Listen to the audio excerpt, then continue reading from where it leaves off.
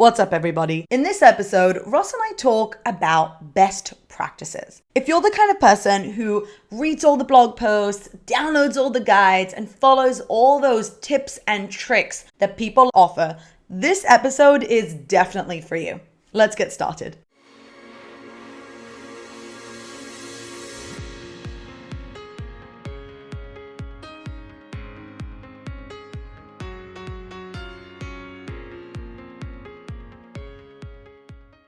So I was scrolling through Twitter just the other day, and I came across a tweet that seemed to be filled with anger and rage and distaste and a lack of satisfaction with the status quo. It was a tweet not from myself, but my fine co-host, Talia Wolf.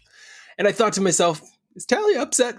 Definitely. She's definitely upset because Talia doesn't send no tweets with big words like best practices suck. So I'm going to ask you to chime in and share with everyone listening today what resulted in that tweet. What got you so fired up? What made you have that moment of keyboard rage where you had to tell the world of best practices? So funny because I actually opened it with, and you can quote me on this.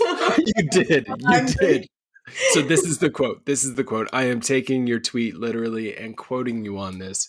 Best practices suck. Tell us why. I know a lot of people who love best practices and they will resort to best practices when they're in a debate. They'll say, no, best practice. This is best practice. Why are we doing this? Best practice. So I'm curious. What are your thoughts? Well, best practices and I go back like a long way. Like I've been raging about best practices for years now.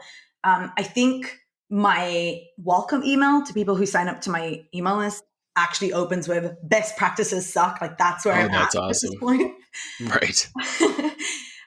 Specifically that day when I tweeted it, it was because one of my students reached out and they were super frustrated because they tried something that they read about in a blog post that told them that they would 100% increase conversions. And the best practice was that if you are a B2B company and you have a form and you're trying to get more leads, then remove form fields. Like basic, that's a best practice. I think everyone knows it, right? Basically remove unnecessary fields. So This person removed all sorts of fields and they did get more leads, but their sales tanked. So this person was coming up to me to say like, why is this happening and what can I do? And I said, where did you hear about this? And they're like, well, I read it in X's blog post. And I was like, Right. My thing with best practices is that there's a good side and there's an evil side to them, right? The good side is someone really tested it and tried it and it worked really well for them and their audience. And guess what? That's not your audience. And that's why it's not working for you. The evil side of it is I'm trying to get a ton of clicks on Google and it ranks really well. And if I'm going to say that something, you're going to get 500% increase in something, you're going to click through. And that's why I wrote it. And I actually have never tried this best practice. But, other blog posts say it, so I'll write it too. Right. Which most are on the evil side. And it drives me nuts because I feel like, oh my gosh, I think I can go on a monologue on this, but basically... It's okay. We need it. This is a moment to let it all out. I feel like it's the lazy approach. So it's just like I read something on the blog post and it isn't working for me. And I get it. Everyone, like when you have a problem and you can't figure it out, you're going to go onto Google and you're going to try and find a solution. And you're going to test the things that people tell you. But these blog posts really infuriate me because they don't say, hey, this is how we tested it. This is the audience. This is what the traffic sources were. This is how much traffic we have. This is how many conversions we have. This is how long we ran this test. Or we've seen this succeed on X. Like there's no numbers. It's just, right. If you increase your call to action button, you will. Right. Oh gosh. Where is this coming from? Yeah, it's so true. And it kind of feeds into itself because some people are lazy and they don't really want to do the research themselves. And, you and I have chatted about this endlessly about the amount of research and foundational like Yeah. research that you need to do. So it's easier to go to blog posts. But I get really angry at these And situations. I think it's deserved because at the end of the day, it's like no one really takes the time even to consider the date in which some of these posts were created. So I think that's another gap that needs to be considered. Okay, great. So you've done some reading on a blog post from 1999 about best practices for buttons. Guess what? It's a whole new world. And when people are looking at onboarding best practices from 2010, like again, very, very different. I remember a piece that I wrote about like the best onboarding experiences for apps and for SaaS companies. This was probably written in 2013 or 14, but people still are reading that piece. I just haven't gotten the time to go in and update it. So you have to take the time to look at, okay, when was this published? Is it still best practice? Can I also validate any of this with research and data to say, like, this is actually the situation for me? Because audience X is always going to be different from audience Y. And I think that it's easy to get caught up in this idea of embracing best practice without rooting it in research. It's definitely a very common situation. And with the plethora of blog posts and content created today, it's easy to fall into a rabbit hole and just say, oh, I read it on so-and-so's blog, or I saw it in this Facebook group, I saw it on LinkedIn, thus I should do the same exact thing. So I'm 100% with you there that best practices are, it's a tough one. It's a tough one. Like there are some best practices, such as your tweets should include content. Best practice. Right? Like that's a best practice. There should be content in your tweet. Simple things like that, best practice maybe. But at the end of the day, like even that tweet that you sent, this is where it gets interesting. Even the Yeah. tweet that you sent had no words, right? Like there was no words, literal like characters written with your tweet. It was just a visual. Now that breaks best practice, Yeah. right? It breaks best practice because everybody would say when you send out a tweet, it has to be a tweet with text, with words, etc. But your tweet was just the graphic, just the visual. It got some retweets, got some likes, etc. Stirred up some combo, some dialogue, some engagement, and it was all breaking best practice. So folks, you have to realize that best practice is not necessarily always meant to be followed.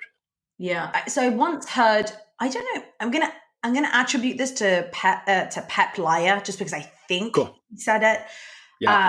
Is that best practices, especially in like design and conversion and in that world, should be like the minimum basis. Like if you're just getting started, then you can create something out of best practices with the combo of research, and then slowly as you do your own research and optimize it. So it should be the foundation of stuff. But on the other hand, I feel like when it comes to best practices, they're so generic and they're Right. Right. so across the board. Like, as you mentioned, oh, your tweet should have content. So sometimes that works and sometimes that doesn't. We have best practices for emails, right? It says your subject line should have X or that. And, Right. sometimes things aren't by the book. And I think most times things Yeah. aren't by the book. And Yeah. when you are following blog posts and guides, you always have to remember first, what was the agenda of the person who wrote this article? And Right. two, who are they even talking about? Is this right for your audience? And can you test it? I'm not saying don't test it. Yeah. Test everything if it makes sense. Yeah. But this blind, the blind following the blind kind of, Yeah. Right. it's like the competitors following, like, you've got a website, you're trying to figure out what to do, and you're just looking at your competitor like, I guess they know what they're doing, and I'll just copy Exactly. them, and they're copying the Yeah. other person. So Right. Right. it just feels like laziness. And I know that people aren't lazy, but it's just, Yeah. it's not good enough. What you should be doing is first getting to know your audience really well. And that is Yep. like generally getting to know your audience, and then also getting to know your audience on each platform. You mentioned Twitter before. So my audience behaves very differently on Twitter than it will on a Facebook group. And that's why when I post there, I'll post very different types of content. And I don't follow best practices, not because they don't work, but I follow the best practices of my Facebook group. So for our group, I know that video content works really well. And when I put a poll in, it will get some attraction, but it would work even better if I attach a video to it of Right. me. And I've Right. tested and tested and tested things within the group to get to know what is the best kind of content. Or if it's for a landing page, then again, you would first do your audience research and then figure out how to go about it. Does that make sense?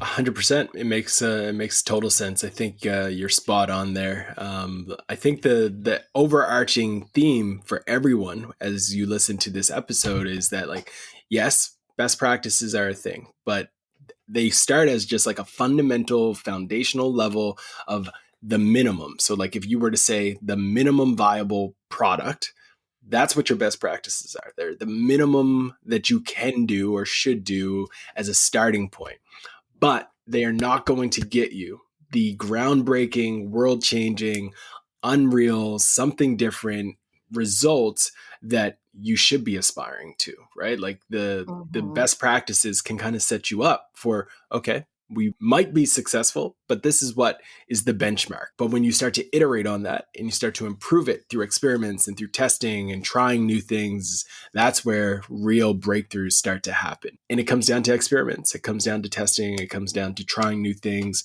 being willing to do your own thing and try things that sometimes might fail. When you look at over time, MySpace created best practices for what social media sites should look like. They made the best practices for social networks. And then a bunch of clones came out of the woodworks trying to do exactly what MySpace did, where they allowed you to have fully customized personal profile accounts with GIFs and flying little shiny things and rockets. And everybody thought that was the way that a social media website was supposed to look. And then Facebook comes along and they create a fixed environment where you don't have the ability to customize many things. All you get is your cover photo, your profile picture, and About Us section. And that's all you really have. And then a feed as you would like to distribute content and put out things about your life.